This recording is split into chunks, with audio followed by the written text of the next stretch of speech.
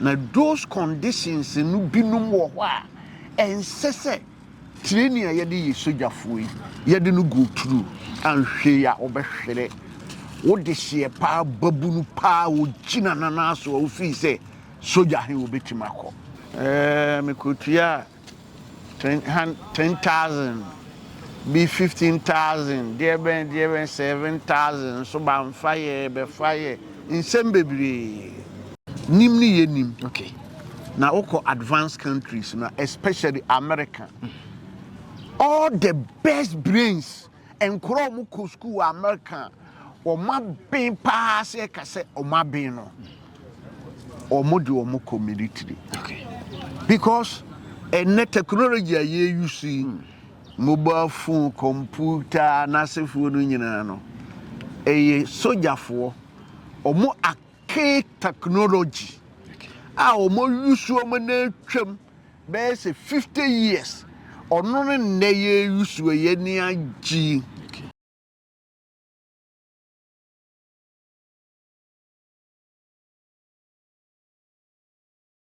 All right, I will see my memoir channel, memoir by and Farmer Cody TVGH. Baby, I'm a Techiman Urban Park here. I will Bunu is region. Now, how much here? When say the Padom, Eguha, and Tadi T-shirt fitter, and a share or Munina, a Yenuano, a ma, any Emlantia, or more and Fama, say military, and I feel Navy, and I feel Air Force, or Mobeba, now or Mobe Wula services, and a special screening no air coursewa, Yadi or more air fire and crata, same air said the Anima ABC, Cody TVGH. Yabaha yenenam yate se amanyofo no dodo na ene de omo anum nyam abepia ena mpanimfo dodo na enti bla yenam de ebeto fam bia wa ha no ye ma maso ena afi mu ani enyam totontoto e wo ho ye bebe sure se bibia ebekoso ha bia no ye de ebesom yahwefo ena afi yatiefo midin eya kokoraba na kwadwo ampoma kame ho e na ye nko round na ye hwede ekoso e wo ha ene yetie ye ahobrase wura a ono ene ye the mayor Edima Techiman municipal honorable Kwaku Aje Mensa me no akasa honorable so dinani abedi dwumade na chi a wabehwe ne mma na enne yenya no ma yemisa no se dwumade no obaaye no san ena dwumade no ekọ na honorable san ena wuhu no wadawroma Yo menu amedase lady kamenchi atifo ne ahwefo nyina se ohwe Parky so na hwesene ye mabunu pa mani mima omo aye poise se omo be dwene ne yememe frɛ ne atabankoko mima bebo aboso me pema kire sojafo a na adika pa menyanka obia ani wo ha na ohwebi Bribia da na kwan mu kama fe hweye mabuni bed dressing be nyina military fu ya mo white t-shirt bi ahye no mu ewo ha na me bayi o mo akire se it's over 3,000 na say o mo be go through the processes na army Navy and Air Force.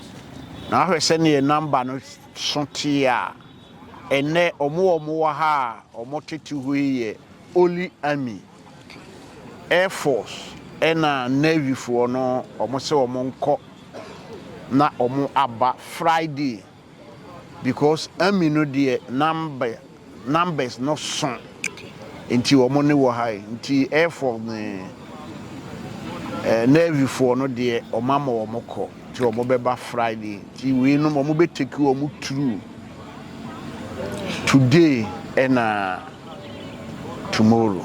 All right, honorable say you will fear ya titi bebre opese uko soldier opese uko police opese uko fire service ya this uko hunu pan bi a owa ban mu na wadi wachi e de wakọ uba ye sanhyehyɛ ye no wahu bi wo ha na wahu bi wo ha etesen menu ye no kre na ye wo fie especially previous administration no ye ti bebre me kotua 10,000 be 15,000, dear ben 7,000, so by fire, be fire, in Sembebri.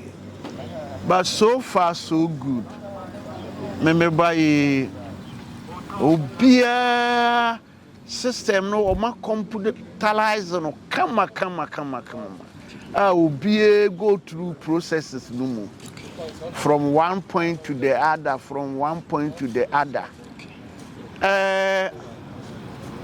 Awo fo amu fi mon kama command to muyam. Se obi kotue sika dia ma obi ansa na waba beye sojani no. Nye present mama amamu bireso. Reset agenda no ekire se we no se o meritia se you processes we ya go through no need the kind uko school certificate sene esitie a transparent wa wo ba be gina ha na be de wo system no be de go through a be analysis no de kire wo JSS resource no ye hwehwe ni SS resource wa ye hwehwe ni even SS no omo kire say maths and English no sabio se wunya D7 ami ye be foul. Okay. But Air Force and Navy D7 unqualified. Okay. We nyina no omo ya analysis no kire wo. Okay. Ma ote wo ho ase. Bia maths and English a key, JSS a key, SS a key. Okay.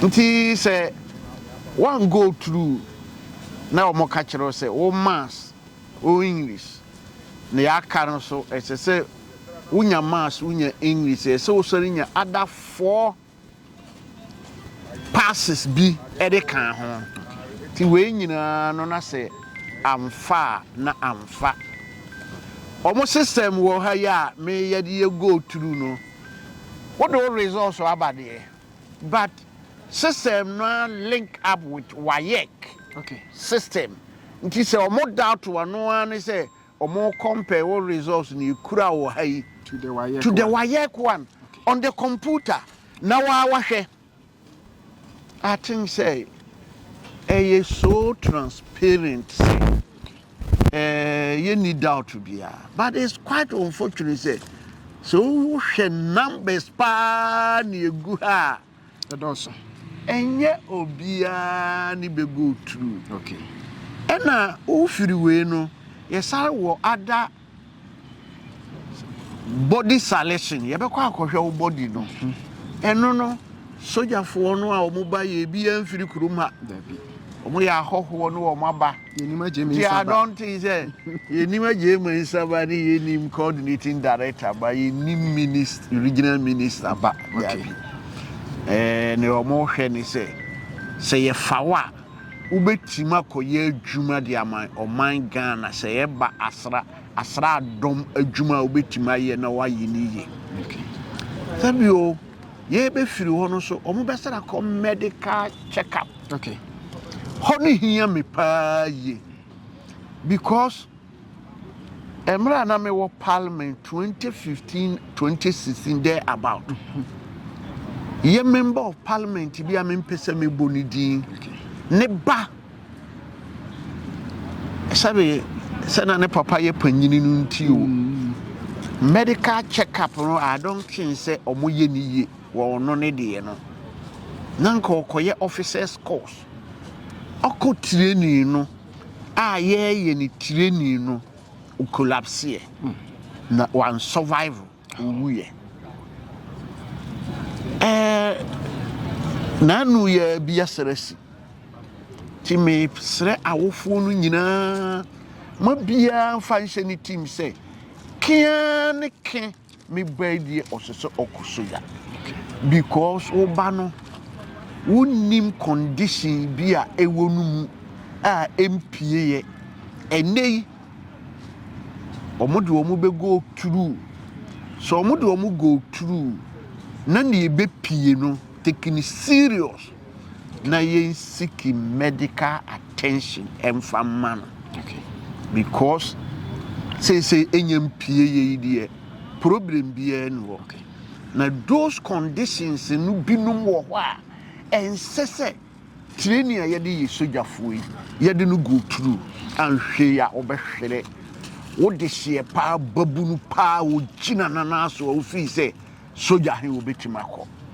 All right, honorable yemfa we ntwa to okora afi emabunu na ye wo anisodi hunu se bire bia ye ni ache ye pese ye ba na ye bewura asra dom adwuma mu no ede an anamon na ewo se yetu efa enwuma sunyam na afi sa medical conditions ya wo kan na yemfa we ntwa to ewo ho me kamfo ama ye mmofra no pa se omuko school a omontena omotoso na omunsia de ye especially maths ni English a key savio na me boys bi edim komo o say o say enko tutu nko ni pakeka o say ono wuhia maths ono so wuhia English nimni ye nim. Okay. Now oko advanced countries na especially America all the best brains and kromu ko school America Oma bin pass e kase oma bin no omo de omo community. Okay. Because a technology ye use mobile phone computer na se phone nyina no sojafo omo archaic technology a omo use omo na twam be say 50 years ono ne ye use ye ni agi sojafo na soja yenka se kotutu foku obi ni ma ye kase soja dabi na mu o koka kriti se o tenkan na obetima soma bomb ama bomb he akwa akoto tamale fie bi na abubu no. Okay. Eno ni modern military no. Okay. Sa ne etie. All right. American for beti America betima soma bomb ama ba bi duru Techiman ha maya yegu park isu nyina se omo target ni so omo pese omo kuye nyina omo te America bomb he be ba be to park isu kuye nyina. Okay. Eno ni nanu ye duru nti se wonim mas no wonim borofo no a ntimi ubetimi untimi ne soja no science. Okay. Ni technology ni ye di ku soja no na yese o kotutu de aku obi keke dabi ne sa type of military no atwam aya cake na yetene dem yete computer ho ni ye di soja ni ye di police nti woni a wo pese wo join the forces no bia no esese wo ye sharp esese wo bene especially maths. Okay. English and science. All right. Honorable no pay dase say oni ya twetwe nkomo e wo Techiman Urban Park. Be de pam ni yebesen aba na nkomo foforo bia ho a ye no wabedi.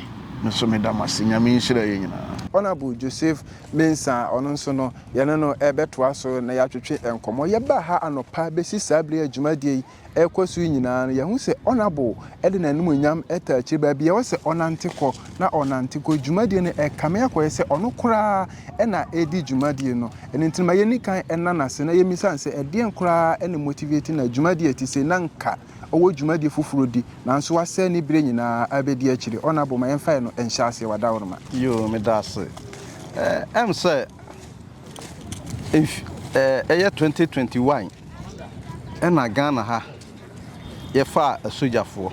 Okay. Every 2021 no ye fa sojafo. Okay. Na afi ena NDC aban aye se obefa sojafo ama omo abebu aman no na esan se every 2021 eba na ye fa sojafo no ama nipa omo apply ye no edoso. Okay. Enti the whole Ghana region biya ya dia ye screening and body selection. Okay. Na ya ba Techiman he ya nipa omo apply no 3,814. Okay. Omo eba body selection and a screening no. Na yentra ma me wo ha ne say oba me constituency a youth no bebre apply. Okay. Omo epe soja no bi akọ. Eti me de man munyam ebepie ha. Okay. Say ombehu say me so meta omachi. Na me ogidie say nyame pa. Da no enkwa wie no na omo screening omo a ombe qualify. From there ombe call for exams. Okay. First no na yenye adesan body selections ene na asefo no nyina apreko bet abanya hu se o se ye kan nyina abom se be ya bibia be ko wano. Okay. Enu ti mi beduru ha no me ne panfo no anante ahwe adwumadie no kwan amofa so edi no. Okay. Na ye hwe ya basabasa ye bia ni ha bibia koso kama obia ni age enkra na omo ebe pa adwuma no obia comport no ho enti ama adwumadie na omo di no ekoso wano na mi wogidie se omo ye se enne omo ye M.C.E for infantry for no. Okay. Na ochena so omo ato aso na fiada omo ye navy and air force for na omo de adwumadie no akwa wie. Mi wogidie se fiada nuru no na omatimi aye bibia awie amane a qualify no wa qualify na akọ the next stage. All right. Honorable, my yentu emabunu no fo because dwumadie ye kwaso nyina eye mabunu ena ebe pere adwuma se ewo bi tim se opese obewura soja adwuma mu a dian ena ewo se oye ansa na wanya kwanya e dia ba bewura mu. Yo benda se em se ansa na obewura soja mu no omo advertise se omo pe nipa ma omo akọ soja no omo kire nyema a omo hia your age limit. Okay. I was offer within that age limit. Okay. Your B.C. resource I was qualify. Your what's in so there I was qualify. And our mom call technical institute. So omunyina your qualification I was winya sana what me I qualify. Eti oma ene oma bai eye nipa omo fill forms na ihihye no a oma ye no na omo qualify na ni entrama omo ebeye sa screening no ene say wose what in fear 25 wa e also provide obef set so see BC now qualifier I was so produce results slip no and a certificate no now almost share ehun say near okay no e ampa wasi the same thing and intina ene o maba say o mbehwe saa ne ma nyina na say e ampa say near ukofile no ken no e nokora na o maji watum ansa na akọ the next stage na kakra me ka kire youth no say Sesia nipa binom nipa bonefo binom efa kwan bone so ejije amanfo sika omo de MPs yedin escam amanfo so mo be mo enya kwan ewura soja immigration fire ene nasefo last Friday my parliament na obi frame me so on me chat on Facebook nam ka chen say nyamia o si nipa na ama otie sika say obeboa no ama na nya soja mu ewura eti ne mesre no say MP bia emwa obi e Facebook Okay. enya de a yes ade no Okay.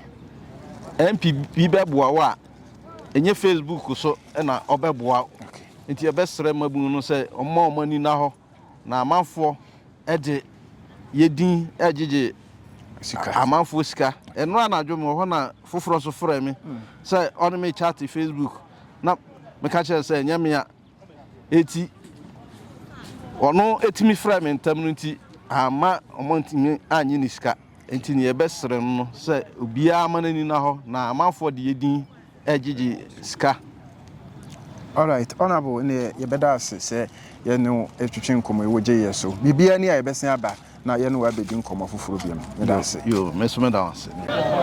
Okay, so enti se wo hwe ye nuanom emba ne emema ye omugu ho ya omo na enei omo de omo nkrata aba omo ebepe akwanya na omo akọ into the services of military, navy and air force, but enei a eye wukuada the first day eye army for no na enei ye hwe omo nti hwe omo wo ha nyina na omo epe se omo go into the services of Ghana army, ye hwe navy and air force na eno no be ye edafiada eni ntini ye nuanom na sabire omo aye seated ewo urban park asotef no so a omu nyina twen omo ten nipa no omo ha no doso pa bi mu ekofie afoforo eguso eba nti dwumadie no enye dwumadie a edafam kura na ntete a yete kura ne se enne anhwe a omo entumi enwie esam se nipa omo ha no edoso nti dwumadie no eguso a ekoso ewo Techiman, that is the Bunu East regional capital to be precise, urban park ena enei yana ma kode TVGH yanso no yana mu a ye make sure say the better from e ha bia no yanso no ye be ma ya hwefo na fe ye tiefo enso no ate na omahu de ekoso nti dwumade no eguso a ekoso eno ena wani eguso no oba ha discipline e wo fam so far so good yante say obehwe na yesi obi atu ahwe yante say obehwe na yesi obi afoji bibi na de na anika kora ne say asra ni pani na oda omano no ema applicants ni nyina ati asese enu ho kwan se soja ni bia ena wo ha e ka se fa wo number mame a odo number be ma no ni nyina ya nhyehyeye a omedi agu okwan ma omohwe se soja ni bia no ema metwi ni yonko ana se obi enni afi na waje wo number na ofro fisikabra na me hwe se yebetumi aboa wa omo make sure se nhyehyeye no eda na kwan mu smoothly na eha no so no oba bia ededa na kwan mu a wonhunu se awofo bia wo ha na yakase eye protocol na we eye MP ba we eye M.C.E ba enintino ono na ede no ba da bi amanyofo no ene ba omo ba ha no eye nsrahwe na omo ba ya enei bibia egu na kwan mu adwumade ni nyina eguso a ekoso kama enenti for now bibia ededa na kwan mu yenso ne yabe pie hai yebe make sure se de beto fam e wo ha bia no yebe mamaso ate enti dwumade na eguso a ekoso a bibia ededa na kwan mu nipa no doso nanso no yesese edoso se de anya ebeduru obia so enti no dwumade na ene eguso a ekoso no yebo udin na chese wakọ akodi udwuma se de etie na efata enti sa ena dwumade no etie bibia ekoso enti no hwa asrafo no nso ene namu make sure se omo be maintain law and order ewa ha so far menteme ho asibia eni ho a akoso ewa ha bibia ededa na kwam obia edi ni dwuma se de ese na efata wo ye civilian na wo ha e se o comporto ho asrafo no omo ha no so no omo e comporto omo ho bibia ekoso fe bibia ekoso fe wo yo wa ya bia enkoso ewo urban park so far dwumade no eguso a ekoso smoothly eniti bibia ebeto fam bia no yebe make sure say ye mammo so anase mani enya montotontoto yebe make sure say bibia bekoso wo ha bia no yebe ma monso no monya emu entiye na che say applicants no omo eneti ho no ntino hwa obia fa edenanim a ne nkrata ehiem na ntia yete ye ne se ye hwe wo se madin fie se ya na wo de wo certificate aba e kire se emfie no a omo aye requirement no for within that range na where you krata e de akire we JHS certificate na where you aba eno na ye hwe maths and afi English and afi science na ya hwe afi SS certificate na where eno nso aba na ya hwe se bia won so no we TVET student oko technical and afi vocational eno nso no certificate ni nyina no we e de ba na o mahwe na afi omo e de afa mfidie ma mfidie no e be scan na o mahwe say e authentic and reliable from the West African Examination Council ana ni nyina ene hihye ya enne ya eye wukuada yi eguso a ekoso ewo Techiman Urban Park enti dwumadie no ekoso so far so good yente woyo waya bia wo ha civilian bia emma ye gidigidi bia ewo ha asrafo no enya challenges bia ewo ha bibia ekoso se oba na wo se okoye photocopy a na wakoye na odi aba ntino bi mu de akola abre ntino o ma de da ane abre sanse bi mu eka ahyen ena de ba na so still enduru omoso but omo wa rehyimu se echechecheche a ebeduru omoso ntijuma de na eguso a ekoso live ewo Techiman Urban Park ya bibia eye kama ntino yeguso